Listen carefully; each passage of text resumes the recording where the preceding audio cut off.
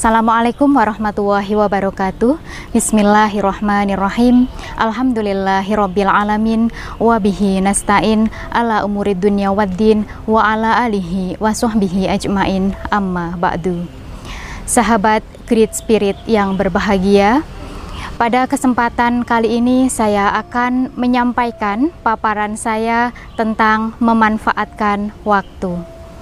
Sahabat Great Spirit, waktu pada hakikatnya terus berjalan dari hari ke hari, dari menit ke menit, dari detik ke detik.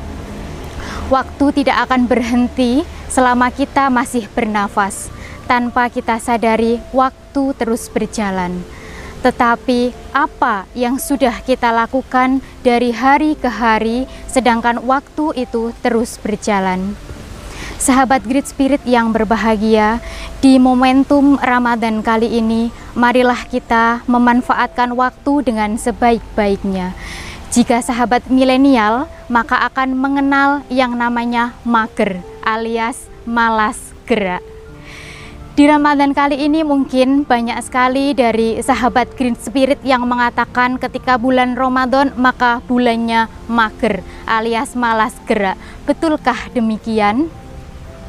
Kita tidak tahu bahwa waktu yang terus berjalan ini akan berhenti sampai kapan. Bahkan yang saat ini kita bernafas, bisa jadi 1 detik kemudian kita sudah tidak bernafas. Maka dari itu, marilah kita manfaatkan waktu di bulan suci Ramadan ini dengan sebaik-baiknya. Mari kita isi dengan kebaikan-kebaikan, dengan ibadah-ibadah yang sebaik-baiknya. Sahabat Great Spirit, pada bulan Ramadan seringkali kita merasa haus, lapar, dan menjadikan kita malas untuk melakukan sesuatu. Tapi itu tidaklah betul, karena manusia-manusia yang merugi adalah manusia yang lalai akan waktunya. Di dalam surat Al-Asr ayat 1-3 diartikan di sana bahwa demi waktu. Ketika kita lalai akan waktu, maka akan menjadikan kita manusia-manusia yang rugi. Maka di sini saya akan berbagi beberapa tips dan trik tentang bagaimana kita bisa memanfaatkan waktu dengan sebaik-baiknya. Yang pertama, prioritaskan bahwa waktu itu akan semakin sempit. Jadi ketika kita punya tugas begitu, ketika kita ada tugas, maka lakukan segera, jangan tunda. Jadi itu yang pertama, jangan menunda segala sesuatu, lakukan dengan segera. Kemudian yang kedua, prioritaskan atau dahulukan sesuatu yang penting. Nah, ini di era milenial mungkin kita sudah sering mendengar kaum rebahan ya. Jadi rebahan itu memang sangat menyenangkan, tapi jika diterus-teruskan maka itu juga tidak akan memberikan manfaat. Maka sudah saatnya kita bangkit memanfaatkan waktu dengan sebaik-baiknya, karena waktu itu bagaikan pedang.